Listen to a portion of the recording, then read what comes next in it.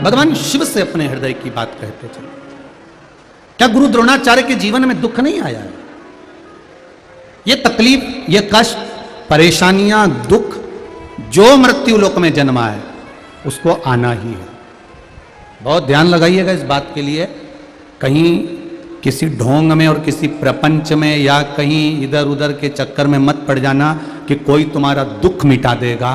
तुम्हारा दुख मिटाने वाला कोई दूसरा नहीं होगा। तुम्हारे कर्म का भोग तुम्हें भोगना है, इसलिए तुम्हारा दुख भगवान के भजन से तुम मिटा सकते हो। किसी में सामर्थ्यता नहीं है कि कोई ऐसा चमत्कार कर दे या कोई ऐसी भभूति दे दे जिससे तुम्हारा दुख मिट जाए। बहुत कठिन है महाराज, किसी के चक्कर में मत आना। अपने कर्म का भोग अपने को भोगना पड़ेगा। कल कथा में कहा था अपने को स्वयं छींकना पड़ेगा। तुम्हारी छींक पड़ोसन्नी छींकेगी, तुम्हारी खांसी पड़ोसन्नी खांसेगी, तुम्हारे बत्तल का भोजन पड़ोसी नहीं करेगा। कोई तुमसे कह दे कि मैं तेरा दुख मिटा दूंगा, मेरे पास आ जा, मेरे पास ऐसी बूटी है, ऐसा विद्या है, मैं ये कर दूंगा, उससे कहना महाराज पहले तुम्हारा दुख मिटा लो फिर हमारा मिटा लेना। तुम ही इतने दुखी हो तो हम क्या वर्णन करें महाराज। तुम रहने दो, तुम्हारा दुख तुम मिटाओ, हमारा दुख हम मिटा लेंगे। जो ललाट में लिखा, कल कथा में कहा था, भाग्य लिखने वाला देव होता है और बदलने वाला महादेव होता है। उसके द्वार जाते रहो, उसकी चौखट पर जाते रहो, उसके चरण पकड़ते रहो। जब उसके चरण पकड़ते रहोगे तो कुछ ना कुछ देगा जरूर। तो कई लोग कहते हैं चरण पकड़ने से मिलता है क्या? हमने कहा प्रैक्टिकल करके देख ले। तेरे घर में सास है, हाँ, क्या करना है? कुछ मत कर, रोज रात्रि के समय जाए कर, उसके चरण दबाए कर। उसने कहा उससे क्या होगा? हमने कहा गारंटी है 20 दिन के अंदर तेरे हाथ में सास की अंगूठी होगी। तू बस चरण मत छोड़ना, कुछ मत मांगना, बस दबाना। क्रीम को जैसे दबाते हैं तो भभक के बाहर आता है। 1 महीने में सास मुंह से कह देगी मेरे पास 3 अंगूठी पड़ी है, मैं बहुत दिन से मन से सोच रही थी तुझे दूंगी, पर तू कभी मेरे कमरा में आती ही नहीं थी। आज तू मेरे कमरे में आई तो मेरा मन करा, 1 महीने से देख रही तू कितनी सुधर गई, ये ले। माता पिता के चरण पकड़ लो, इतने खुश हो जाते हैं कि उनकी खुद की प्रॉपर्टी तुमको मिल जाती है। तो क्या शिव के चरण पकड़ने से कुछ मिलेगा नहीं क्या?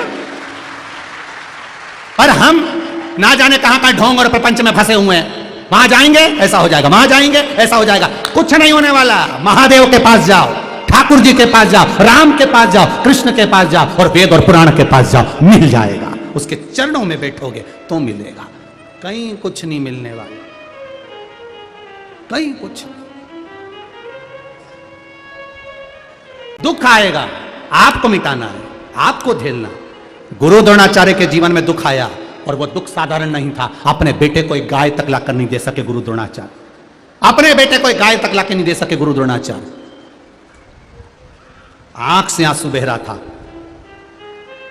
भगवान कृष्ण का चरित्र तो बाद में आता है कि सुदामा जी की पत्नी ने सुदामा जी को भगवान कृष्ण के चरणों में भेजा था। यह चरित्र बात का है। और उससे पहले चरित्र आ जाता है गुरु द्रोणाचार्य का। गुरु द्रोणाचार्य जी की धर्म पत्नी कृपी ने कहा, गुरु द्रोणाचार्य की धर्म पत्नी कृपी गुरु द्रोणाचार्य से बोली, आप एक काम करो, आपके मित्र हैं द्रुपद राजा, राजा द्रुपद आपके मित्र हैं, उनके पास में बहुत वैभव है, राजा हैं वो और आपके मित्र हैं। जाओ जरा। दुनिया के लोगों को एक प्रसंग याद है कि सुदामा जी की धर्म पत्नी सुशीला ने भगवान कृष्ण के यहां भेजा था। कितनी चतुर थी सुशीला, कितनी विद्वान थी सुशीला।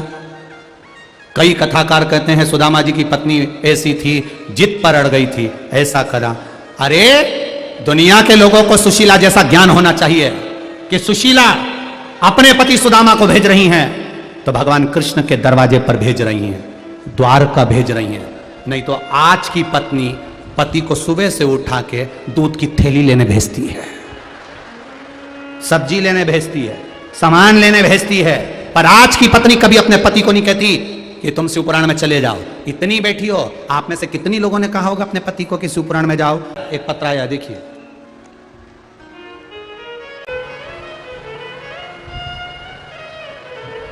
मैं तोशिता राहुल राठौर, कालाबाग, कालाबाग ये है, हाँ ठीक है, बुरहानपुर से हूँ। कहीं बैठी हो तो हाथ हिलाइएगा, कहीं बैठी हो तो हाथ हिलाइएगा। बुरहानपुर से हूँ गुरुदेव। शादी के साल बीत गए, संतान का सुख नहीं प्राप्त हुआ। समय हो गया, कई वर्ष जाते रहे, पर संतान का सुख नहीं मिला। गुरुदेव, मेरी ननंद ने मुझे पशुपतिनाथ के व्रत के बारे में बताया और एक वीडियो आपका व्हाट्सएप पर भेज दिया। वो वीडियो पशुपति व्रत का मैंने सुना और व्रत धारण किया। आई है क्या? तो व्रत जब धारण किया, अच्छा पीछे हो, ठीक है। व्रत जब धारण किया, बाबा से विनती करी कि मेरे घर में संतान नहीं, आप संतान का सुख दीजिए। पहला पशुपति व्रत करा और बाबा की कृपा से व्रत करने के 4 दिन बाद मेरा गर्भ ठहर गया और बाबा की कृपा से मेरे यहाँ पुत्र रत्न की प्राप्ति हुई है। शिव तत्व, उस बेटे का फोटो भी उन्होंने लगाया। हर हर। सारे पत्र यही है बाबू, हो जिसको पढ़ना हो बड़े आराम से पढ़ना, क्योंकि इतने पत्र हम भी नहीं पढ़ पाते। पढ़ लो तो हमको भी बता देना। शिव तत्व है और घड़ी है। अब करो भजन उस महादेव का। किसी के चक्कर में नहीं पड़ना है, आपको महादेव का भजन करना है, आपको भक्ति करना है, आपको भजन करना है, आपको कीर्तन करना है। कहीं दूसरी जगह नहीं जाना है। हम कभी नहीं कहेंगे कि कहीं जाओ। आप तो अपने घर के पास में जो महादेव का मंदिर है, अपने घर के पास में जो शिवालय हो, अपने घर के पास में जो देवाधिदेव महादेव विराजमान हो, आप वहां जाओ, उससे कहो। कंकर में शंकर बसता है, दिल से कहोगे वो दिल से सुनेगा। रोज कथा में जब भजन होता है, भजन के बाद में अपन श्री शिवाय नमस्तुभ्यम बोलते हैं। क्यों बोलते हैं? क्यों बोलते हैं? इस श्री शिवाय नमस्तुभ्यम का भी लोगों ने बहुत विरोध करा। महाराज जी, ये मंत्र कहां से लिया है? गुरु जी कहां से लिया है? पर शिव महापुराण के विधेश्वर संहिता के अंतर्गत लिखा है, श्री शिवाय नमस्तुभ्यम को बोलने वाले का केवल मुख का दर्शन कर लो तो अश्वमेध यज्ञ का पुण्य प्राप्त हो जाता है। ये कोई साधारण सा नहीं। और जिनको पढ़ना हो, गीता प्रेस गोरखपुर की शिव पुराण ले आओ, घर में पढ़ लो। लोगों ने कहा इस मंत्र से होता क्या है? हमने कहा जब कथा के पंडाल में जाना, पूरी कथा के चलते में कहीं भजन आ जाए और श्री शिवाय नमस्तुभ्यम बोलने का मौका मिले और उसके बाद स्तुति करो कि भोला सब दुख काटो महाराज। दिल से रास्ती रास्ती स्नेह से जब हम उससे कहते हैं, वो सुनता है। सुनता है तो ये विश्वास मेरा कहता है, जैसे ये पत्रों का यहाँ ढेर लगा हुआ है, आने वाले समय में तुम्हारा भी एक पत्र इसमें जरूर आएगा, ये निश्चित है। दिल से कहो उसको, मन से उससे प्रार्थना करो, सुनेगा। गुरु द्रोणाचार्य गए, जिनका इतना प्रिय मित्र द्रुपद था। दुनिया के लोग कहते हैं सुशीला ने भगवान कृष्ण के पास में भेज दिया सुदामा को। वो सुशीला समझदार थी जो अपने पति को द्वारका भेजा था। नहीं तो आज की नारी पति को बैलेंस डलवाने भेजती है, दूध की थैली लेने भेजती है, सब्जी लेने भेजती है, सामान लेने भेजती है। साड़ी पीको पे डाली थी, लेने भेजती है। पर कभी पत्नी पति के हाथ में लोटा पकड़ा कर ये नहीं कहती कि अपनी जिंदगी को सुधारने के लिए महादेव के पास जाओ।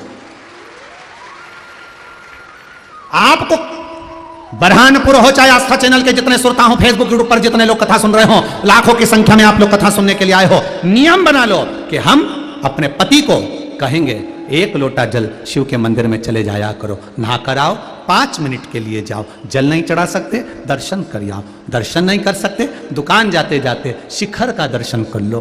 2 मिनट गाड़ी को रोककर देवाधिदेव महादेव के सामने थोड़ा मुस्कुरा दो। शिव के सामने मुस्कुरा देने पर भी अपनी समस्या का हल हो जाता है। मुस्कुराओ तो। जगत गुरु शंकराचार्य जी कहते थे, अगर देने के लिए कुछ नहीं हो तो अपने चेहरे की स्माइल दे दो, प्रसन्नता दे दो। किसी को अगर प्रसन्नता दे दोगे तो भी उसके जीवन में प्रसन्नता आ जाएगी। कुछ मत करो, नहीं है देने के लिए, शिव जी के सामने जाना, थोड़ा सा मुस्कुरा देना।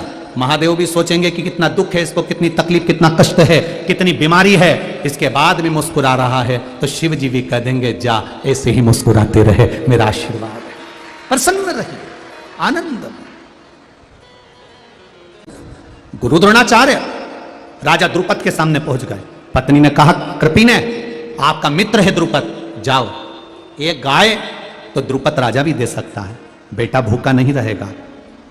राजा द्रुपद के यहां गुरु द्रोणाचार्य जी जाने लगे, तो इतने में अश्वत्थामा जो 4-5 वर्ष के थे, वो कहते हैं कि पिताजी मैं भी चलूंगा राजा के यहां, मेरे को भी राजा का घराना देखना है, मुझे भी आपके दोस्त से मिलना है, मुझे भी आपके मित्र से मिलना है, एक बार आपके मित्र को मैं भी तो देखूं कि आपका मित्र कैसा है, मैं भी तो जानूं। चल, अपने बेटे अश्वत्थामा का हाथ पकड़ा गुरु द्रोणाचार्य ने और राजा द्रुपद के यहां प्रवेश कर रहे हैं। जब धन नहीं होता तो कोई तुम्हारा नहीं होता, कुछ नहीं है तुम्हारा, कुछ नहीं। राजा द्रुपद के यहां गुरु द्रोणाचार्य अपने बेटे का हाथ पकड़ कर ले गए। मुझे आपका मित्र देखना है, मुझे आपका सखा देखना है। एक निवेदन आप सबसे, अपने बच्चे को गाड़ी पर बिठाकर ऐसे दोस्त के घर पर कभी मत लेकर जाना जो तुमसे गालियों से बात करता हो।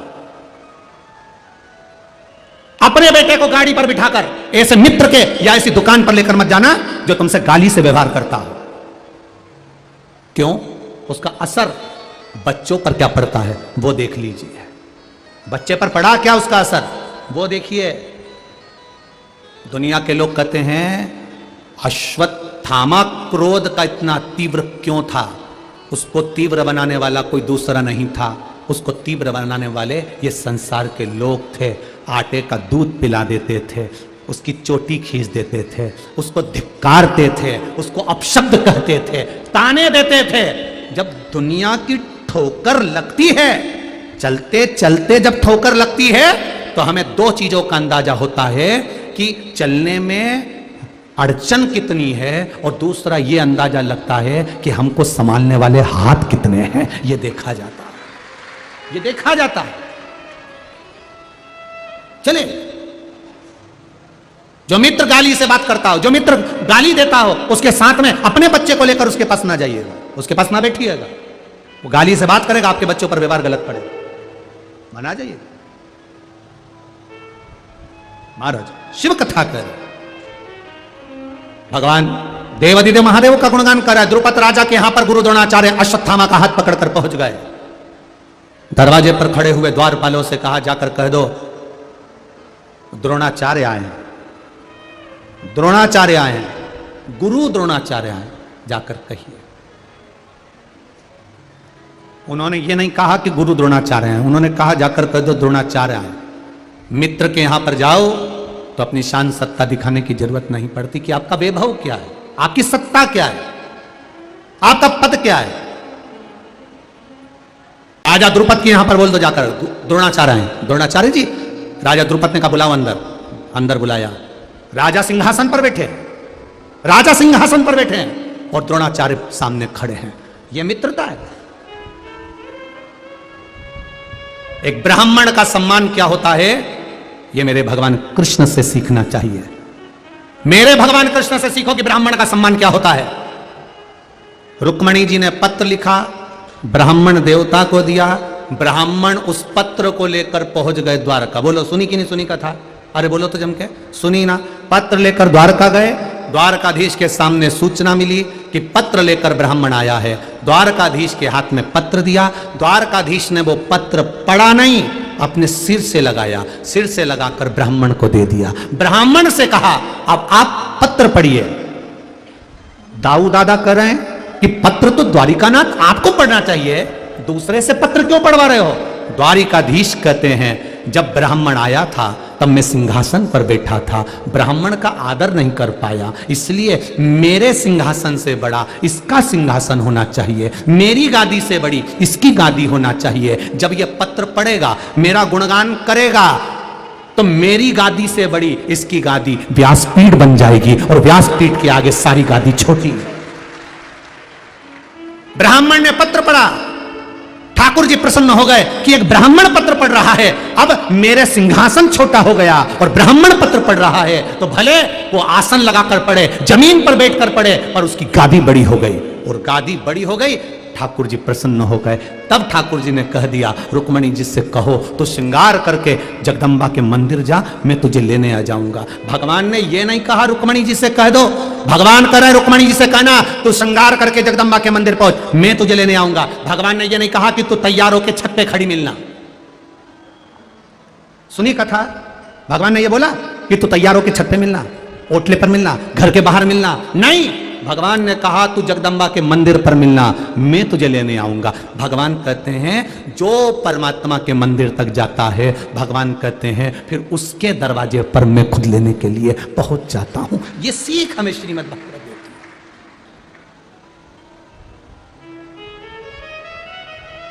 है, ये सीख है। अब कहा द्रुपद राजा से, गुरु द्रोणाचार्य कह रहे हैं मैं आया हूं, द्रुपद सिंहासन से नहीं उठे, द्रुपद सिंहासन से नहीं उठे। द्रोणाचार्य से बात तो करी, तो द्रुपद ने पूछ लिया, क्या बात है द्रोणाचार्य, आज तो अपने बेटे को लेकर आयो, यहां अपने बेटे को लेकर आयो, क्या बात है? अभी आपको कहा था गांव में भिखारी भी आता है तो उसको साधु समझा जाता है, और शहर में साधु भी आता है तो उसको भिखारी समझा जाता है। अभी कहा था, वही हुआ। गुरु द्रोणाचार्य द्रुपद राजा के सामने खड़े हैं, द्रुपद राजा के सामने।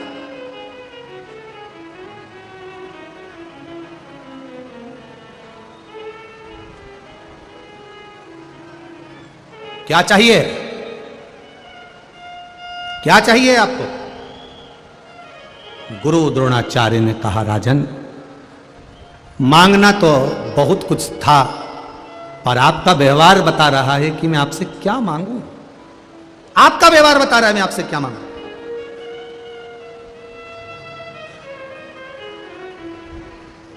क्या मांगूं मैं आपको? और आपसे निवेदन है, किसी दुनिया के लोगों के सामने जाकर हाथ मत फैलाना, कभी दुनिया के लोगों के आगे जाकर हाथ मत फैलाओ, दुनिया के लोगों के आगे जाकर अपना दुखड़ा मत सुनाओ। अगर सुनाना है अपने दुखड़े को, अपने दिल की बात, तो कभी किसी बेलपत्र का वृक्ष हो उसके नीचे 2 मिनट बैठ जाना और श्री शिवाय नमस्तुभ्यम या पंचाक्षर नमः शिवाय या षडाक्षर ओम नमः शिवाय को थोड़ी देर, ज्यादा नहीं बोलूंगा, 2 मिनट मौन होकर बैठना।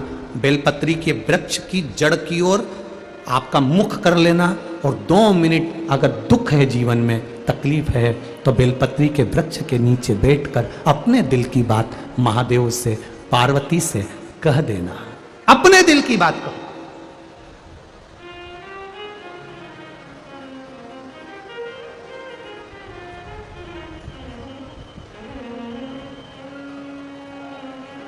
और जब अपने दिल की बात आप महादेव से कहोगे, केवल बेलपत्री के वृक्ष के नीचे बैठकर, बेलपत्र के वृक्ष की छाया में बैठकर अपने हृदय की बात कहने का प्रयास करिएगा। और एक बात आज फिर कहना चाहेंगे, जितने लोग आए हैं जरा दिल से स्मरण करें, समस्या भारी है तो भी 1 लोटा जल आप बेलपत्री के वृक्ष के नीचे लेकर बैठे हैं, दिल से कह रहे हैं श्री शिवाय नमस्तुभ्यम, श्री शिवाय नमस्तुभ्यम, श्री शिवाय नमस्तुभ्यम, श्री शिवाय नमस्तुभ्यम, श्री शिवाय नमस्तुभ्यम। दिल से कहकर जल लेकर महादेव के शिवालय में जाकर भाव से समर्पित करें, भाव से दिल से कहें उसको, मेरे भोले तेरा सहारा है, मेरी नैया का तू किनारा मेरे भोले तेरा सहारा है मेरी नैया का तू किनारा है। दिल से कहें उसको, दिल से। और जब आप दिल से प्रार्थना करोगे, मन से कहो, हृदय से कहो,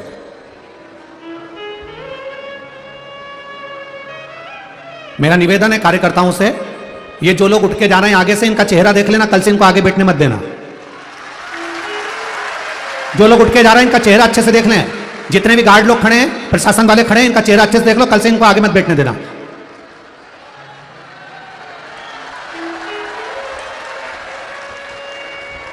मेरे भोले तेरा सहारा है मेरी नैया का तू किनारा है। दिल से उसको प्रार्थना करो। आप दिल से कहोगे, वो दिल से सुनेगा, हृदय से सुनेगा। महाराज, आपकी करी गई प्रार्थना मेरा देव अधिदेव महादेव उसको सुनता है, स्वीकार करता है, हृदय से स्वीकार करता है। कभी ये जो बेलपत्र होती है ना, आप लोग समझना भाई हो, जितने लोग दिल से कथा सुनने आए हो वो दिल से सुनिएगा, समझिएगा।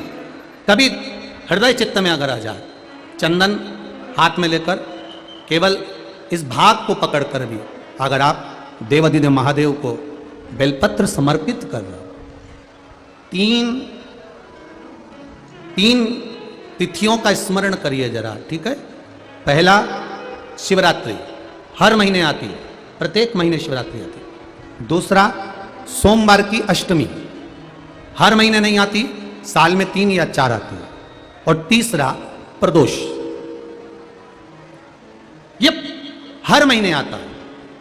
जब आपके हृदय में कभी कोई बात आ जाए कि बाबा आज मेरा मन ये कह रहा है और आपको सुनना है बाबा, आपको स्वीकारना है बाबा, आपको मेरे मन की बात जानना है बाबा, बस हाथ में चंदन लगाया, बेलपत्री का भाग इस तरह से पकड़कर शिव जी से अपने हृदय की बात कहकर, मेरे देवाधिदेव महादेव से दिल से कहकर, अशोक सुंदरी वाली जो जगह होती है, आपको बताया है अशोक सुंदरी का जो स्थान होता है, ये शिवलिंग, यहाँ अशोक सुंदरी की जगह, इस बेलपत्र को अशोक सुंदरी वाली जगह पर जहाँ शिवलिंग है, शिवलिंग की साइड पर पहले नंबर की पत्ती का मुख होना चाहिए, बस उसको रख दीजिए और उस पर थोड़ी देर हाथ रखकर अपने हृदय की बात मेरे महादेव को दिल से कहकर आ जाइए।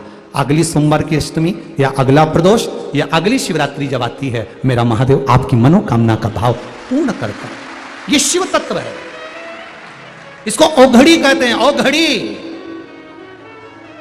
वो हृदय चित्त को धारण करने वाला, आनंद को समाहित करने वाला शिव तत्व। द्रुपद राजा सिंहासन पर बैठा हुआ है, द्रोणाचार्य जी सामने खड़े हुए हैं। पत्र तो बहुत सारे हैं। मेरा नाम आरती योगेश दुसाने है, कहीं बैठे हो तो हाथ हिलाइएगा। आरती योगेश दुसाने, मैं ग्राम तुकीथर तुकीथर, तुम समझ गए ना, बस ठीक है। तहसील खकनार, जिला बुरहानपुर से आई हूँ। कहीं बैठी हो तो हाथ हिलाइएगा, दोनों हाथ ऐसे हिला देना। कहीं बैठी हो तो हाथ हिलाइएगा। गुरुजी, भोले बाबा का क्या बखान करूं, मेरे घर में सब कुछ बाबा ने दिया, किंतु मेरी बेटी 5 वर्ष की है। कहीं बैठी हो तो हाथ जरूर हिलाना, जहां कहीं बैठी हो। दिख गए क्या? कहीं दिखे हो तो। मेरी बेटी 5 वर्ष की हो चुकी है गुरुजी, ना वो चल सकती है ना वो बोल सकती। 5 वर्ष की बेटी है, ना चलती है ना बोलती है। गुरुदेव सारे डॉक्टरों को दिखाया, सारा इलाज करवाया, केवल पलंग पर पड़ी रहती है। जलगांव, नासिक, बंबई, इंदौर, आप लोग आस्था चैनल पर पढ़ रहे होंगे पत्र को। जलगांव, नासिक, बंबई, इंदौर के बड़े बड़े अस्पतालों में इलाज करवाया, पर डॉक्टरों ने कहा ये चल नहीं पाएगी और इसका माइंड भी हो सकता है कि गड़बड़ रहे। महाराज ना बोल पाती थी ना चल पाती थी, बड़े बड़े डॉक्टरों से इलाज करवाया पर बेटी चल नहीं पाई। 5 साल की हो गई गुरुदेव, उसका शरीर पलंग पर पड़ा रहता। एक माँ बाप से पूछिएगा गुरुजी कि बेटी की हालत ये देखकर दुख कितना होता है। गुरुदेव बेटी को देखकर दुखी होती थी। एक बार टीवी का चैनल बदलते बदलते शिव महापुराण की कथा टीवी पर देख ली। बस उस दिन से मेरे मन में ललक आ गई कि अब मैं बेटी की सेवा करती हूं, पलंग पर पड़ी हुई बेटी को जैसे जैसे सेवा करती हूं वैसी की वैसी सेवा मेरे महादेव के मंदिर जाकर करूंगी। मैंने शिव जी के मंदिर जाना चालू कर दिया। रोज जाती, बाबा के मंदिर में झाड़ू लगाती, पोछा लगाती, दिया जलाती, झाड़ू पोछा लगाकर शिव जी का स्नान पूजन कर देती। गुरुदेव जल चढ़ा हुआ बेटी को लाती, बेलपत्र उठाकर लाती, बेटी को चूरा कर कर उसके मुंह में डाल देती, पानी उसको पिला देती। बस ऐसा करते करते मेरे मन में आया कि मैं पशुपति व्रत चालू कर दूं। मैंने पशुपति व्रत पहला चालू करा। प्रथम व्रत के दिन मैं शिव जी के मंदिर गई, पूजन करी, पहले बच्ची का पूरा काम करा, फिर बाबा के चरणों में जाकर मैंने निवेदन करा, बाबा बेटी का जीवन बड़ा विचित्र जीवन होता है, ऐसी पलंग पर पड़ी रहेगी तो उसको लोग क्या कहेंगे। बाबा 5 साल की हो गई, एक बार भी उठ के नहीं बैठी है, बाबा इस पर कृपा करिए। और बच्ची को घर पर छोड़कर मैं अकेली शिव जी के मंदिर में पशुपतिनाथ का व्रत करने के लिए सुबह की पूजन करने चली गई। पूजन करके वापिस आई, शाम की पूजन के लिए फिर गई। बाबा की कृपा से पहला पशुपति व्रत मेरा हो गया। मैं बाबा को विनती कर कर आ गई। मैं दूसरा पशुपति व्रत चालू करा, सुबेरे पूजन करने के लिए गई और बाबा के मंदिर में पूजन करा। पूजन कर कर जब मैं वापिस आ रही थी तो मेरे घर पर भीड़ लगी हुई थी। मेरे मोहल्ले के लोग मेरे घर पर खड़े हुए थे। मैं डर गई कहीं मेरी सोई हुई बच्ची को कुछ हो तो नहीं गया। मैं दौड़कर अंदर गई तो मुझे जितना नहीं दौड़ना पड़ा, मेरी 5 साल की बेटी दौड़कर मेरे पास आकर खड़ी हो गई। ये मेरा शिव है, ये मेरा ओघड़ी है। जो चल नहीं सकती थी, बोल नहीं सकती थी। गुरुदेव मैं चाहती हूं एक बार संपूर्ण लोग मेरे गांव में आकर मेरे गांव वाले से पूछें कि शंकर जी पे 1 लोटा जल चढ़ाने का प्रमाण क्या है। मेरी 5 साल की बेटी चलने लगी और बोलने लगी। ये शिव तत्व है गुरुदेव। मैं चाहूंगी, नीचे लिखा है कि जिसको प्रमाण चाहिए मेरा मोबाइल नंबर लिखा है और मेरे गांव में आओ और मेरे गांव में आकर मुझसे नहीं मेरे गांव के लोगों से पूछो कि मेरी 5 साल की बेटी उस दिन मेरे पास दौड़कर आई कि नहीं आई। ये शिव तत्व। मेरा नाम आरती योगेश दुसाने और टुकी थर, हाँ तुम समझ जाना हो, ठीक है। तहसील खकनार, जिला बरहानपुर। शिव तत्व इसी को कहते हैं। ये ओघड़ी है। पति के की दुकान नहीं छोड़ूंगा तो उससे कहो 7 दिन की शिव महापुराण की कथा है, कमाने के लिए जिंदगी पड़ी है, पूरा जीवन पड़ा है कमाने के लिए। किसके लिए कमा रहे हो? 8 बजे से दुकान खोलकर बैठते हो रात के 10 बजे तक, किसके लिए कमा रहे हो? चैन की 2 रोटी नहीं खा पाते, अच्छे से जिंदगी नहीं जी पाते, डब्बे का भोजन कर करके, ठंडा भोजन कर करके जिंदगी निकल रही है। कमा कमा कमा कमा कमा, आखिरी में यही छोड़ा, इतना बड़ा फोटो टंग गया और उस पर भी प्लास्टिक के फूल की माला, और वो माला भी पंखे में हिल रही है ऐसे, और फोटो में तुम मुस्कुरा रहा। तुम देखना जितने भी घर में फोटो टंगे रहते हैं, एक भी रोता हुआ नहीं मिलेगा। सब कोई टोपी लगाया हुआ, कोई पल्लू डाले, मुस्कुरा रहा। एक भी फोटो ऐसा नहीं मिलेगा जिसमें कहीं का रोता मिला। वो जिंदगी भर रो के मरा भी है ना तो फोटो में तो मुस्कुराता ही मिलेगा। जब भी मिलेगा ऐसा ही मिलेगा, मुस्कुरा। क्यों? ये मरे हुए के फोटो मुस्कुराते क्यों हैं? घर में टंगे हुए मुस्कुराते क्यों हैं? जिंदगी भर रो रो के मर गए, फिर मुस्कुरा क्यों रहे हैं? फोटो में इसलिए मुस्कुराते हैं कि हम भी ऐसे ही कमा कमा के मर गए, तू भी मरेगा, मुस्कुराते रहे। इसलिए जिंदगी का सार तत्व है भजन करो भरी जवानी में बुढ़ापा किसने देखा बुढ़ापे को। भजन कर लो, सब धरा रह जाएगा। सब मरने के बाद जितना तुमने कमाया है उस कमाई में से घर में से खुले पैसे ढूंढेंगे, मखाने और फूल के साथ तुम्हारी छाती पे फेंकेंगे राम नाम।